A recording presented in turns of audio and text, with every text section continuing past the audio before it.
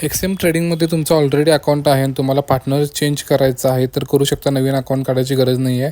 Plus बटनला click करून real अकाउंटवरती click करा, MT5 select करा, नेक्स्ट अकाउंट कोणता टाईप सिलेक्ट करून कंटिन्यू करा आणि इथं पार्टनर कोड टाकणं गरजेचं आहे. तिथं माझा जो पार्टनर कोड आहे तो टाकला तरच तुमचा अकाउंट माझ्या अंडर येईल, तुम्हाला आपल्या प्रीमियम ग्रुपचा ॲक्सेस मिळेल. इथून तुम्ही कंटिन्यू करा.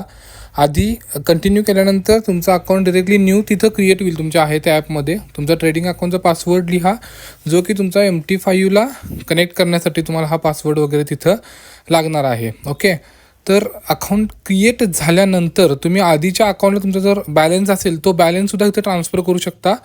तो बॅलन्स कसा ट्रान्सफर करायचा हे दाखवतो. तुमचं नवीन अकाउंट ओपन झाल्यानंतर तुम्हाला वरती जो MT5 ID दिसतोय हा तुमचा हा नवीन MT5 ID आहे.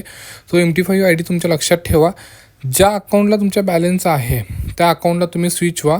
ओके, ह्या अकाउंटला स्विच झाल्यानंतर तुम्हाला इथून पैसे तिकडे ट्रान्सफर करायचे आहेत तर इथं तुम्हाला डिपॉझिटला क्लिक करा. डिपॉझिटला क्लिक नंतर इंटरनल ट्रान्सफरला क्लिक करा, ओके करा.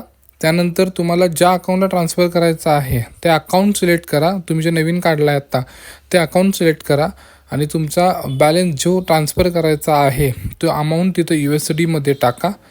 ओके, मिनिमम $5 आहे त्याच्यावरती टाकू शकता आणि जर ट्रान्सफर करा तुम्हाला अमाऊंट सर्व तिथं तुम्ही जी टाकलेला आहात ती ट्रान्सफर करून मिळेल. नवीन अकाउंट सिलेक्ट करा, जिथं ट्रेडिंग करायचं आहे ते अकाउंट फर्स्टला येईल आणि तिथं तुम्ही ट्रेडिंग करू शकता.